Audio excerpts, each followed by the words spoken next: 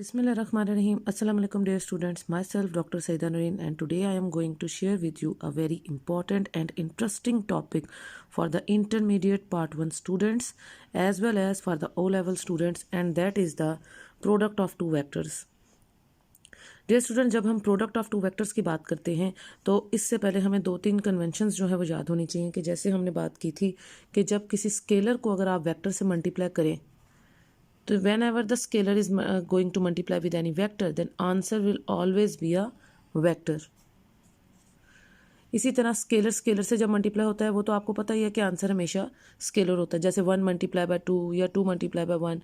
जब भी स्केलर से मल्टीप्लाई होगा answer will always be a scalar, लेकिन जब स्केलर वेक्टर से मल्टीप्लाई होगा तो answer will always be a vector quantity. ठीक है, अब इसकी एग्जांपल हमने देखी कि इसकी एग्जांपल हो सकती है कि जैसे मोमेंटम है आपका, मोमेंटम जो है वो प्रोडक्ट होता है मास एंड वेलोसिटी का. So mass is a scalar, when the scalar mass is going to multiply with the vector velocity, so the answer will be a new vector, that is the momentum. ठीक है, ये इसकी example है कि जब भी scalar vector से multiply होगा आंसर हमेशा आपकी वेक्टर क्वांटिटी होगी. लेकिन जब दो वेक्टर्स आपस में मल्टीप्लाई होंगे तो तब सिचुएशन जो है वो डिफरेंट होगी. किस तरह से होगी कि whenever the two vectors are going to multiply with each other, तो ये डिपेंड करता है कि उनके दरमियान में आप उन दोनों को दो तरीके से मल्टीप्लाई कर सकते हैं. या तो you are going to take the dot between the two vectors, या आप उन दोनों के दरमियान में डॉट लेके मल्टीप्लाई करेंगे, या you are going to take the cross between the two vectors, या आप उन दोनों के दरमियान में क्रॉस लेके मल्टीप्लाई करेंगे. सो जब आप डॉट के साथ उन दोनों को मल्टीप्लाई करेंगे वेक्टर्स को, so answer will always be a scalar quantity. And when you are going to take the cross between the two vectors, then answer will always be a vector quantity. ठीक है, so the product of the two vectors जो है वो हमेशा आप दो तरीके से उनका प्रोडक्ट निकाल सकते हैं. जब दो वेक्टर्स को हम मल्टीप्लाई करेंगे, अगर तो वो डॉट के साथ आप बीच में डॉट ले रहे हैं और दोनों को मल्टीप्लाई करें, सो answer will always be a scalar quantity, जिसको हम दैट्स वाई हम इसको स्केलर प्रोडक्ट या dot product of the two vectors भी कहते हैं. इसी तरह जब दो वेक्टर्स को हम क्रॉस के जरिए से मल्टीप्लाई करेंगे तो answer will always be a vector quantity, that's why उसके प्रोडक्ट को हम वेक्टर प्रोडक्ट या cross product of the two vectors भी कहते हैं. अब आज हम इसको इन डिटेल पढ़ेंगे, स्केलर प्रोडक्ट को और the dot product of the two vectors को, कि अगर आप दो वेक्टर्स को डॉट के ज़रिए से मल्टीप्लाई करें और आंसर हमेशा स्केलर क्वांटिटी आता है, तो इसी वजह से हम क्यों उसको स्केलर प्रोडक्ट या dot product of the vectors कहते हैं और इसकी क्या एग्जाम्पल है और इसकी क्या डिटेल्स हैं वो अब हम आगे स्टडी करते हैं.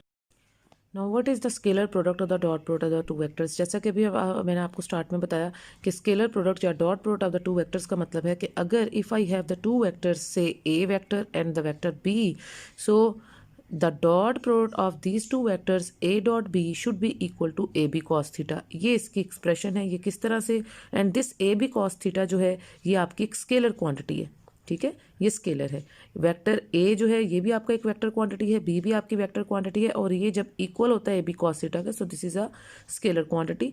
ये किस तरह से आया है ये देखिए, ये आपका वेक्टर ए है अलोंग द एक्स एक्सिस, और ये एट एनी एंगल आपका वेक्टर बी है having an angle theta with respect to the vector A. So B और ए के दरमियान में जो है वो एंगल थीटा है. Now I am going to take the projection of vector B on the vector A, जिसका हम प्रोजेक्शन लेते हैं, यानी अगर मैं वेक्टर बी का प्रोजेक्शन ले रही हूँ वेक्टर ए के ऊपर तो उसके साथ कॉस थीटा आता है. I am taking the projection of vector B on vector A, that's why मेरे पास बी कॉस थीटा आएगा, क्योंकि आप जिसका प्रोजेक्शन लेते हैं उसके साथ कॉस थीटा आता है. सो यहाँ पे मैंने बी से परपेंडिकुलर ड्रॉप कराया. प्रोजेक्शन लेने का मतलब है बी से हम परपेंडिकुलर ड्रॉप कराएंगे वेक्टर ए के ऊपर, और ये जो परपेंडिकुलर ड्रॉप कराया है फ्रॉम बी टू ए, तो जिसका परपेंडिकुलर ड्रॉप कराते हैं बी का ड्रॉप करा रहे हैं ए के ऊपर, so this is B cos theta, this is the component of vector B along the vector A. तो ये जो मैंने बी का प्रोजेक्शन ए पे लिया है ये बी का कंपोनेंट देगा आपको वेक्टर ए के along. So this is B cos theta, जो बी का कंपोनेंट जो हॉरिजॉन्टल कंपोनेंट है बी वेक्टर बी का अलोंग द वेक्टर ए, वो आपका बी कॉस थीटा होगा. ठीक है, similarly you can take another figure. ये आप इधर इसमें भी देख सकते हैं, ये आपका वही वेक्टर ए है और अलोंग द एक्स एक्सिस, और ये आपका वेक्टर बी है at any angle theta with respect to the vector A. अब आप क्या करें, अब आप बी का प्रोजेक्शन नहीं ड्रॉप करा रहे, आप ए का प्रोजेक्शन ड्रॉप करा रहे हैं ऑन द वेक्टर बी. ठीक है, अब जब ए का प्रोजेक्शन या परपेंडिकुलर ड्रॉप कराएंगे वेक्टर बी के ऊपर, तो फिर ए का कॉस थीटा आएगा. This is the horizontal component of vector A along the vector B. ठीक है। So when I am going to take the projection of vector A on the vector B, so there is the horizontal component of vector A which is A cos theta along the vector B. I hope आपने ये दोनों बातें समझ ली होंगी। दोनों figures में क्या फ़र्क है? फिगर जो आपकी ऊपर वाली अबव फिगर है, इसमें आपने देखें कि आपने बी का प्रोजेक्शन ड्रॉप कराया है ए के ऊपर, और नीचे वाली फिगर में आप ए का प्रोजेक्शन या परपेंडिकुलर जो है वो ड्रॉप करा रहे हैं अलोंग द वेक्टर बी। जिसका प्रोजेक्शन ड्रॉप कराते हैं उसके साथ कॉस थीटा, उसका कॉस थीटा का कॉम्पोनेंट आता है। सो यहाँ ए का प्रोजेक्शन ड्रॉप करा रहे हैं बी के ऊपर, so this is A cos theta. ठीक है। नाउ अब आप इस एक्सप्रेशन को किस तरह से ड्राइव करेंगे कि A dot B from the figure 1, आप देख सकते हैं ये जो ऊपर वाली फिगर है, A dot B is equal to A का magnitude and the projection of B on A. ठीक है। या फिर आप इसे ऐसे भी लिख सकते हैं कि A dot B is equal to A, यानी magnitude of the component of B in the direction of A, यानी ए का मैग्नीट्यूड और उसके साथ ये जो बी का मैग्नीट्यूड है of the component of B in the direction of A, इसे आप इस तरह भी लिख सकते हैं, यानी आप projection of B on A भी लिख सकते हैं, या फिर आप इस projection of B on A की बजाय magnitude of the component of B in the direction of A, यानी ये इसका मतलब है बी कॉस थीटा, इस तरह से भी इसको लिख सकते हैं। So this is A magnitude and magnitude of the component of B in the direction of A का मतलब है बी कॉस थीटा। सो जब आप इसको मल्टीप्लाई करेंगे this is A B cos theta. यहाँ से आपकी ये एक्सप्रेशन नंबर 1 जो है ये ड्राइव होगी। इसी तरह से जब आप सिमिलरली ये जो सेकंड फिगर आप कंसीडर करेंगे, सो बी डॉट ए किसके इक्वल होगा? Magnitude of B and the projection of A on B. ठीक है, जैसे आपने ऊपर वाला लिखा था, बी डॉट ए का मतलब magnitude of B and the projection of A on B which is A cos theta, और इसको भी जब आप मल्टीप्लाई करेंगे so this is B A cos theta. तो दोनों फिगर से, इस फिगर से आपने क्या देखा? ए डॉट बी निकाला, ए डॉट बी का मतलब है magnitude of A into the projection of B on A, और इस फिगर से आपने बी डॉट ए कैलकुलेट किया है which is magnitude of B and the projection of A on B. ठीक है। तो ये दोनों तरीकों से आपके पास जो एक्सप्रेशन आया है, ए बी एक तरह पहले आपका एक्सप्रेशन आया A B cos theta A dot B करके, और फिर आपका एक्सप्रेशन आया है बी ए कॉस थीटा। अब हम ये कहते हैं कि ये जो ए बी कॉस थीटा एक आपका आया है which is A dot B, और बी डॉट ए का मतलब है बी ए कॉस थीटा, ये दोनों कॉम्यूटेटिव हैं। कॉम्यूटेटिव का मतलब है कि स्केलर्स में आप उनकी जगह बदल सकते हैं, यानी मैं इस बी ए कॉस थीटा को भी ए बी कॉस थीटा लिख सकती हूँ, क्योंकि स्केलर्स की जगह आप आपस में इंटरचेंज कर सकते हैं। स्केलर्स जैसे 1 इंटू 2 या 2 इंटू 1 आप उनकी जगह आपस में बदल सकते हैं। सो ए बी कॉस थीटा को आप जो ए बी कॉस थीटा है उसे आप बी ए कॉस थीटा के इक्वल ले सकते हैं, और अपने इस बी ए कॉस थीटा को भी मैं ए बी कॉस थीटा लिख सकती हूँ। दैट्स वाई ये जो हमारी फर्स्ट करेक्टरिस्टिक है स्केलर प्रोडक्ट की, कि आपका ए डॉट बी जो है which is equal to A B cos theta and B dot A which is equal to B A cos theta, this is also A B cos theta and hence A dot B is equal to B dot A. चूँकि आप इन दोनों की जो values हैं वो same आ रही हैं, ए dot B की भी ए बी कॉस थीटा और बी डॉट ए को भी आप ए बी कॉस थीटा की फॉर्म में लिख सकते हैं। सो ये दोनों आपस में इक्वल हैं। The order of the multiplication is irrelevant, यानी आप स्केलर्स में जब आप 1 इंटू 2 करें या 2 इंटू 1 करें, आंसर हमेशा 2 ही आएगा, तो इसलिए आप उनकी ऑर्डर को चेंज कर सकते हैं। In the other word scalar product is commutative, इसका मतलब है कि आपका स्केलर प्रोडक्ट या जो डॉट प्रोडक्ट है वो कॉम्यूटेटिव है। कॉम्यूटेटिव प्रॉपर्टी का मतलब होता है, मैथमेटिक्स में आपने देखा कि आप ए डॉट बी को इक्वल है बी डॉट ए के, आप ए डॉट बी भी ले सकते हैं या इसकी बजाय आप बी डॉट ए भी लेंगे तो सेम आंसर आएगा। सो दिस इज कॉम्यूटेटिव। ये इसकी फर्स्ट करेक्टरिस्टिक है कि स्केलर प्रोडक्ट इज कॉम्यूटेटिव। अब इसकी ये एग्जाम्पल है साथ। एग्जाम्पल का मतलब है कि कौन सी ऐसी जो फिजिकल क्वांटिटी है जो इसको एक्सप्लेन कर सकता है, वो है work done.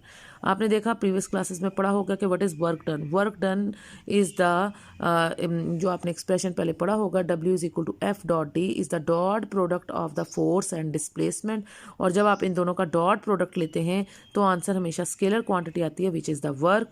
So work done is equal to, आप इसको किस तरह से लिख सकते हैं? इफेक्टिव, ये आपने यहाँ पे इसकी फिगर भी ड्रॉ की है कि डिस्प्लेसमेंट को अलॉन्ग द एक्स एक्सिस रखा है और फोर्स को at any angle theta with respect to the displacement रखा है, और जब आप फोर्स का प्रोजेक्शन लेंगे डिस्प्लेसमेंट के ऊपर, so this is F cos theta along the displacement. तो यहाँ पे वही हमने काम किया कि work done should be equal to F cos theta into D, and this is F D cos theta. This F D cos theta using a vector notation अगर आप अब यूज़ करें तो आप इस एफ डी कॉस थीटा को F dot D करके लिख सकते हैं। So this F D cos theta is equal to F, जैसे ए बी कॉस थीटा जो है वो ए डॉट बी के इक्वल होता है, इस तरह ये एफ डी कॉस थीटा जो है ये एफ डॉट डी के इक्वल होगा, and that is work done. So ये इसकी बड़ी इंपॉर्टेंट एग्जाम्पल है स्केलर प्रोडक्ट की या dot product of the vectors की। ठीक है। अच्छा, अब ये हमने फर्स्ट करेक्टरिस्टिक देखी कि ये आपका स्केलर प्रोडक्ट जो है वो कम्यूटेटिव होता है। अब आप इसकी सेकंड करेक्टरिस्टिक की तरफ आएँ कि when the scalar product of the two mutually perpendicular vector is zero, यानी अगर आप थीटा को 90 ले लें, परपेंडिकुलर ले लें। परपेंडिकुलर का मतलब है कि आप ए डॉट बी अगर कैलकुलेट करें इसमें, और ए डॉट बी जो है वो इक्वल होता है ए बी कॉज थीटा के, और थीटा की जगह आप क्या ले रहे हैं 90, and what is cause 90? Cause 90 is zero. 90 का जो एंगल है वो कॉज के लिए मिनिमम वैल्यू देता है। सो जब आप कॉज 90 करेंगे ये जीरो होगा and your A dot B will also be a zero. ठीक है, इसको अब आप in terms of unit vectors भी स्टडी कर सकते हैं। एग्जांपल के तौर पे आपके पास तीन जो बेसिक यूनिट वेक्टर्स हैं, I cap, J cap and K cap. I cap is representing the direction of X axis, J cap is representing the direction of Y axis, and K cap is used to represent the direction of Z axis. ठीक है, ये तीनों directions को represent करती हैं। Unit vectors का काम ही होता है कि वो डायरेक्शंस को रिप्रेजेंट करें। तो आई कैप, जे कैप और के कैप जो है वो एक्स, वाई और जी की डायरेक्शन को रिप्रेजेंट करते हैं। और इन तीनों की अगर हम एक्स, वाई और जी थ्री डायमेंशन ले लें, और ये एक्स एक्सिस है, ये आपका वाई एक्सिस है, और ये जो थर्ड डायमेंशन है ये जी एक्सिस है, तो ये तीनों आपस में म्यूचुअली परपेंडिकुलर होते हैं। यानी x का y के साथ 90 डिग्री का एंगल होता है, y का z के साथ 90 डिग्री का एंगल होता है, और z का x के साथ क्या होता है 90 डिग्री का एंगल होता है। दैट्स वाई जब हम इनको ये आपस में चूंकि म्यूचुअली परपेंडिकुलर है तो इनकी डायरेक्शंस भी साथ लिख देते हैं, I cap, J cap and K cap. तो फिर जब आप इनके दरमियान में 90 डिग्री का एंगल लेंगे इन म्यूचुअली परपेंडिकुलर वेक्टर्स का, तो ये देखें I dot J is equal to J dot K is equal to K dot I is equal to zero. इसमें से एक को आप सॉल्व करके देख सकते हैं कि आई डॉट जे आप कैसे कैलकुलेट करेंगे। सो आई डॉट जे का मतलब है आई का मैग्नीट्यूड इंटू जे का मैग्नीट्यूड और कॉज 90। मैंने अभी आपको बताया कि कॉज 90 क्या होता है, ज़ीरो होता है। सो ये सारी टर्म जो है जब ज़ीरो मल्टीप्लाई होगा तो ये आई डॉट जे सारे को क्या कर देगा, ज़ीरो कर देगा।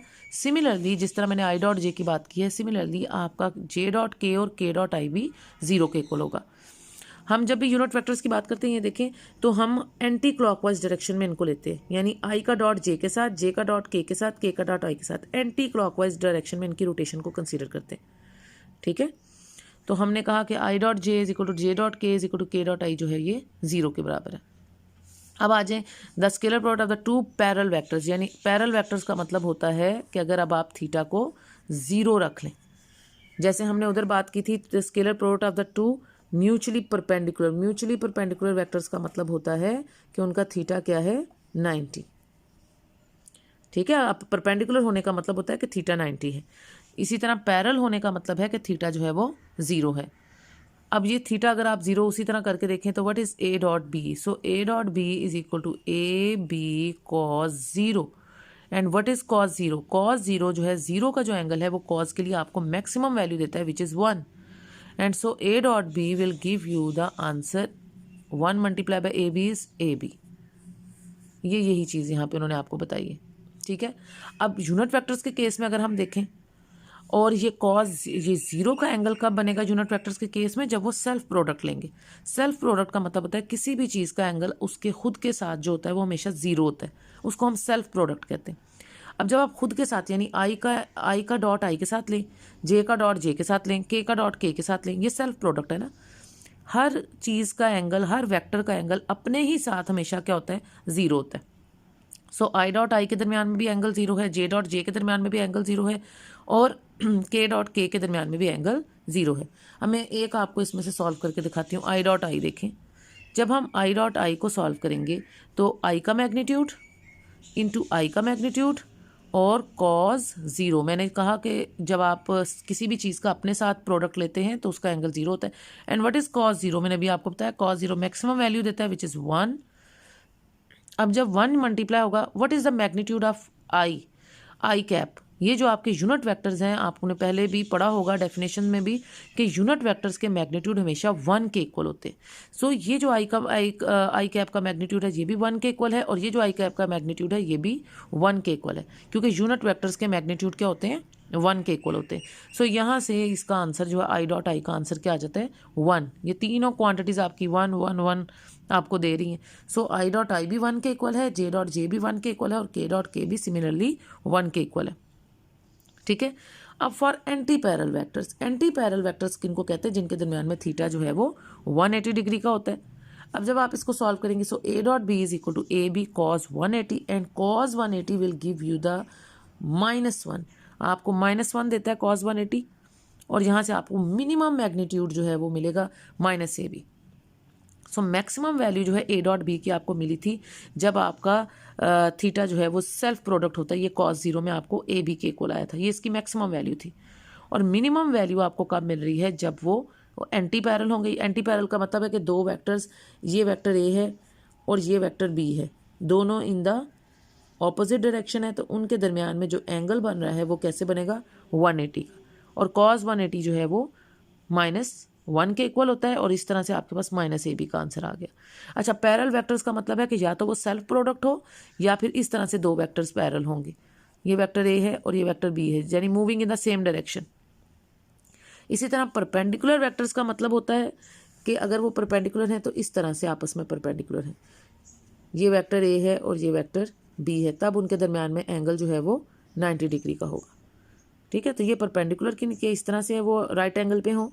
इसी तरह से ये जो मैंने आपको पैरेलल का बता दिया कि दोनों इन द सेम डायरेक्शन हो, तब जो उनका एंगल है वो 0 होता है दोनों के दरमियान में पैरेलल वेक्टर्स में, या फिर सेल्फ प्रोडक्ट में एंगल 0 होता है।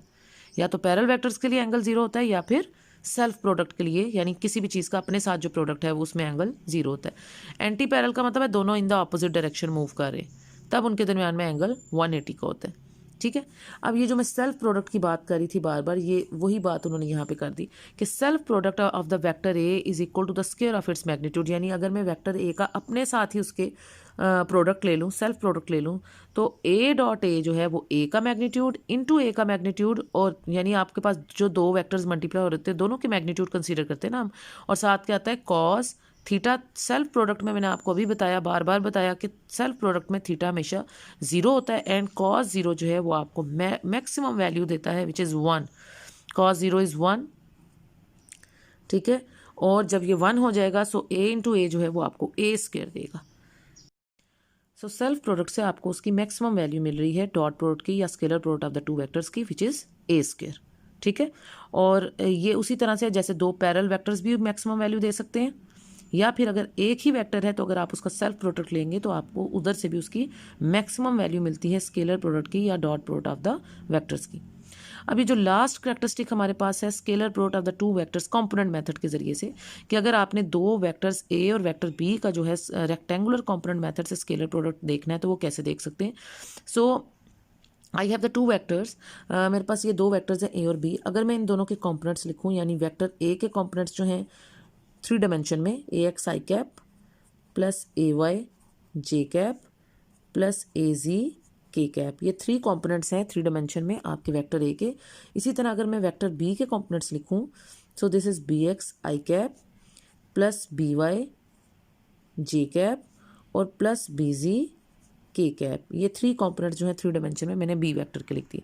अब अगर आप इन दोनों का डॉट लेंगी ए डॉट बी, सो इसका मतलब है कि आप पहले सारे ए के कंपोनेंट्स लिखें, यानी A X I cap plus A Y J cap plus A Z K cap, where A X A Y and A Z these are the magnitudes and I cap J cap and K cap these are the directions. आपने देखा है कि vector में दो चीज़ें चाहिए होती है ना, एक उसका मैग्नीट्यूड और साथ उसकी डायरेक्शन। तो ये हमने इस तरह से लिख दिया ए एक्स आई कैप, ये पहले मैंने सारे ए के components A X I cap plus A Y J cap plus A Z K cap bracket, और डॉट लेना है बी के साथ। बी के भी 3 कंपोनेंट्स हैं, B X I cap plus B Y J cap plus B Z K cap.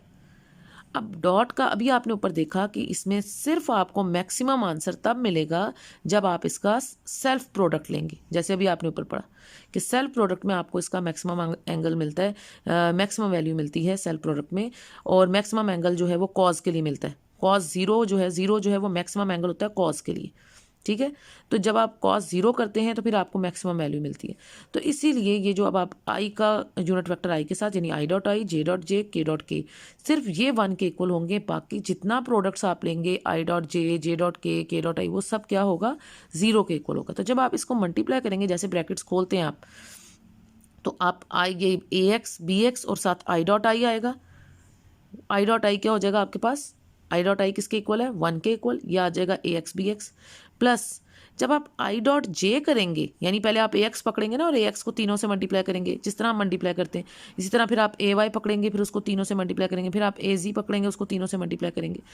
तो जब आप ए एक्स आई डॉट आई आएगा, वो तो ए एक्स बी एक्स आ गया, वो तो 1 हो गया, आई डॉट आई 1 हो गया। लेकिन जब आप ए एक्स बी वाई करेंगे तो आई डॉट जे जो है वो क्या होता है, वो तो 0 होता है, ठीक है, तो ये 0 हो जाएगा। इसी तरह जब आप आई डॉट के करेंगे तो वो भी क्या वो होगा, 0 होगा, ठीक है। स्केलर प्रोडक्ट आपका कम्यूटेटिव है ना, आप आई डॉट जे करें या जे डॉट आई करें, इसी तरह आप आई डॉट के करें या के डॉट आई करें, ठीक है, दोनों सूरतों में उसका आंसर जो है वो 0 आएगा। सिर्फ उसका सेल्फ प्रोडक्ट यहाँ पे रहेगा, यानी आई डॉट आई वाली टर्म्स रह जाएंगी, जे डॉट जे वाली टर्म रह जाएगी और के डॉट के वाली टर्म रह जाएगी, सेल्फ प्रोडक्ट वाली टर्म्स रह जाएंगी सिर्फ आपके पास। बाकी सारी टर्म्स क्या हो जाएंगी, 0 हो जाएंगी। दैट्स वाई हम यहाँ पे सिर्फ लिखेंगे ए x B x plus A Y B Y plus A G B जी, क्योंकि आई डॉट आई वाली टर्म है आपके पास, वो 1 हो गया, जे डॉट जे वाली टर्म है आपके पास, वो 1 हो गया, के डॉट के वाली टर्म रह गई आपके पास, वो 1 हो गई। बाकी सारी टर्म्स जो हैं वो ख़त्म हो गई, वैनिश हो गई। कैसे, क्योंकि वो उनके जो प्रोडक्ट्स हैं वो क्या हैं, 0 के इक्वल हैं, ठीक है। अच्छा, अब यहाँ से अब आपको पता है कि ए डॉट बी को अगर आप ओपन करें, what is A dot B, अभी आपने शुरू में डेफिनेशन में पढ़ा कि A dot B is equal to A B cos theta. अब ए बी कॉस थीटा इस पूरी इक्वेशन के कॉम्पोनेंट्स के इक्वल है इस तरह से, तो यहाँ से आप कॉस थीटा यानी एंगल भी निकाल सकते हैं स्केलर प्रोडक्ट से या dot product of the vector से। कॉस थीटा इधर ही रह जाएगा और ये जो ए बी है जो इधर मल्टीप्लाई हो रहा है कॉस थीटा के साथ, ये सेकंड साइड पे जाके डिवाइड हो जाएगा। तो यहाँ से आप थीटा यानी एंगल या डायरेक्शन भी कैलकुलेट कर सकते हैं या ओरिएंटेशन भी कैलकुलेट कर सकते हैं किसी भी वेक्टर की। अगर 2 वेक्टर्स हैं आपके पास ए और बी, तो आप उनकी डायरेक्शन भी कैलकुलेट कर सकते हैं स्केलर प्रोडक्ट की मदद से। तो ये इसमें फाइनली आपने इसका कॉस थीटा निकाली। अब इससे रिलेटेड एग्जांपल आपके स्मार्ट कोर्स में नहीं है, एग्जांपल नंबर 2.4, लेकिन एग्जांपल नंबर 2.5 आपके सिलेबस में है, हम उसको देख लेते हैं। Find the projection of vector A की उन्होंने वैल्यूज़ आपको दी हुई हैं in the direction of vector B के भी कंपोनेंट वैल्यू जो है वो आपको दी हुई है, उनके कंपोनेंट्स दिए हुए ए और बी के दोनों 3 कंपोनेंट्स जो हैं वो आपके पास हैं। आपने क्या करना है, if theta is the angle between, आपने फाइंड द प्रोजेक्शन यानी एंगल निकालना है ए का बी पे।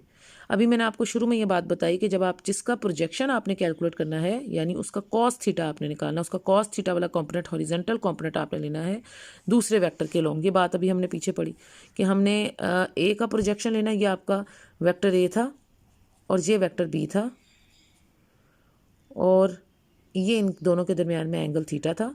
हम यहाँ पे चूंकि प्रोजेक्शन ऑफ वेक्टर ए की बात करें, इसका मतलब हम ए का परपेंडिकुलर ड्रॉप कराएंगे बी के ऊपर और इसका प्रोजेक्शन जब लेंगे, so this is A cos theta along the vector B, ठीक है। तो हम ए का प्रोजेक्शन अगर ड्रॉप कराएं तो इसका मतलब है ए कॉस थीटा जो है वो आपने बी के अलोंग ले लें, ठीक है, उसका हॉरिजॉन्टल कंपोनेंट लेना है बी के अलोंग। तो ये आपने देखा था, इसका मतलब यहाँ आपको ए कॉस थीटा की वैल्यू चाहिए। प्रोजेक्शन ऑफ वेक्टर ए कह रहे हैं ना, तो वेक्टर ए का प्रोजेक्शन आपने निकालना है, तो इसका मतलब है आपको ए कॉस थीटा यहाँ पे कैलकुलेट करना है। अब अगर थीटा वो एंगल है जो कि मैंने बताया ए और बी के दरमियान में है, आपने ये एक्सप्रेशन पढ़ा हुआ है कि A dot B is equal to A B cos theta, यहाँ से आपको क्या चाहिए, you need A cos theta. So A cos theta जो है वो किसके बराबर होगा, ये जो बी इधर मल्टीप्लाई हो रहा है तो सेकंड साइड पे जाके डिवाइड हो जाएगा। So this is A dot B divided by B, ये बी जो खाली बी होता है सिंपल बी, ये आपका मैग्नीट्यूड है और ऊपर ये दोनों वैक्टर्स हैं। अब बी वेक्टर ओवर बी का magnitude is your unit vector B vector over B का मैग्नीट्यूड जो है कि आपका यूनिट वेक्टर बी होता है। ये आपने definition of the unit vectors में पढ़ा होगा कि अगर जैसे आपके पास एक वेक्टर बी है तो इसके 2 हिस्से होते हैं, एक उसका मैग्नीट्यूड और साथ उसकी डायरेक्शन को शो करते हैं यूनिट वेक्टर से। तो यहाँ से आपने यूनिट वेक्टर की डेफिनेशन पढ़ी थी कि B unit vector should be equal to B vector over B का मैग्नीट्यूड। ये डेफिनेशन आप यहाँ पे यूज़ करें कि बी वेक्टर ओवर बी का जो मैग्नीट्यूड है वो यूनिट वेक्टर बी के इक्वल होगा। So this is A dot unit vector B, इस तरह भी आप इसको लिख सकते हैं, ठीक है। Where B unit vector is the unit vector of B in the direction of vector B, यानी यूनिट वेक्टर है वेक्टर बी की डायरेक्शन में, वेक्टर बी का यूनिट वेक्टर है, ठीक है। अब नो बी का मैग्नीट्यूड कैसे आप निकाल सकते हैं, by using the Pythagoras theorem. आपके पास बी के 3 कंपोनेंट्स हैं, तो आपने जिस तरह से वो पढ़ा था मैग्नीट्यूड निकालने का, मैग्नीट्यूड का फार्मूला, जैसे मेरे पास बी वेक्टर है इसका मैंने मैग्नीट्यूड निकालना है, तो कैसे निकालते हैं, इसके एक्स कंपोनेंट का स्क्वायर प्लस इसके वाई कंपोनेंट का स्क्वायर प्लस इसके जी कंपोनेंट का स्क्वायर और होल का अंडर रूट, ये तरीका होता है मैग्नीट्यूड का, जब भी मैंने किसी वेक्टर का मैग्नीट्यूड निकालना है तो हम उसके x कंपोनेंट का स्क्वायर प्लस उसके y कंपोनेंट का स्क्वायर प्लस उसके z कंपोनेंट का स्क्वायर अंडर रूट करेंगे। So this is the magnitude. तो ये मैग्नीट्यूड का फार्मूला लगाते हैं आप। अब यही काम हमने यहाँ पे किया। बी वेक्टर का x कंपोनेंट है 3, सो 3 का स्क्वायर प्लस -4 का स्क्वायर प्लस -12 का स्क्वायर और होल का अंडर रूट। यूनिट वेक्टर्स के जो स्क्वायर हैं वो 1 के इक्वल हो जाते हैं, क्योंकि कोई भी वेक्टर जिसका आप स्क्वायर लेते हैं वो स्केलर बन जाता है ना। तो यूनिट वेक्टर जो है उसका मैग्नीट्यूड ऑलरेडी 1 है। जब आप इसका स्क्वायर करेंगे, सेल्फ प्रोडक्ट करेंगे, तो वो 1 के इक्वल हो जाएगा। ठीक है, अब यहाँ पे जब आप इसको सॉल्व करेंगे, आई कैप का स्क्वायर भी 1 हो जाएगा, जे कैप का स्क्वायर भी 1 हो जाएगा और के कैप का स्क्वायर भी 1 हो जाएगा। अब जब आप इसको सॉल्व करेंगे तो यहाँ से ये होल टर्म जब आएगी ये 169 आएगा। 169 का अंडर रूट जो है वो 13 के इक्वल आ जाएगा। ठीक है, अब यहाँ पे बी यूनिट वेक्टर जो आपने कैलकुलेट करना है वो किसके इक्वल है? अभी मैंने बताया आपको, बी वेक्टर ओवर बी का मैग्नीट्यूड। बी वेक्टर क्या है? ये लिखा हुआ है आपके पास 3i कैप -4 जे कैप -12 के कैप डिवाइडेड बाय बी का मैग्नीट्यूड ये जो है ये 13। ये वैल्यू अब आपने इधर पुट करनी है इसके साथ, A dot B unit vector. ठीक है, so the projection of A on B यानी ए कॉस थीटा जो है आपका वो इक्वल है ए का वेक्टर। ए वेक्टर की वैल्यू क्या है ये आपको गिवन है यहाँ पे। सो this is 2i cap -8 J cap plus के कैप। ठीक है, ये वैल्यू जो है वेक्टर ए की ये आपको ऑलरेडी उन्होंने यहाँ पे दी हुई है, ये वाली। ठीक है, 2i कैप -8 जे कैप प्लस के कैप, ये वैल्यू आप इधर लिखेंगे ए वेक्टर की, और डॉट आपने साथ जो बी का यूनिट वेक्टर था यहाँ पे, अब यूनिट वेक्टर की वैल्यू आपने ये सारी निकाल ली है, इसको आप साथ लिखेंगे। So this is the projection of A on B का क्या मतलब है? हम क्या कैलकुलेट कर रहे हैं? This is A cos theta and this A cos theta is equal to A का वेक्टर डॉट बी का यूनिट वेक्टर जो हमने इधर लिखा। अब ये देखें, नीचे तो 13 ही रहेगा, उसको तो आप कुछ नहीं कर सकते, वो तो स्केलर है। जो ऊपर के यूनिट वेक्टर्स हैं वो आपस में ए डॉट बी किस तरह से आप करेंगी कि आई का डॉट आई के साथ, जे का डॉट जे के साथ, के का डॉट के साथ, क्योंकि आपको पता है कि बाकी सब चीज़ें यानी आई डॉट जे, जे डॉट के डॉट आई, ये सब जीरो हो जाते हैं। अभी आपने इसकी करैक्टरिस्टिक्स में पढ़ा। तो सिर्फ आपके पास कौन सी टर्म्स रह जाएंगी? आई डॉट आई वाली, जे डॉट जे वाली और के डॉट के वाली, क्योंकि सेल्फ प्रोडक्ट जो है वो स्केलर प्रोडक्ट आपका वो मैक्सिमम आंसर देता है। तो यहाँ से आप यानी 2 × 3 प्लस -8 × -4 प्लस जिसके साथ कुछ नहीं होता, के यूनिट वेक्टर है तो इसका मतलब इसके साथ 1 है, 1 × -12।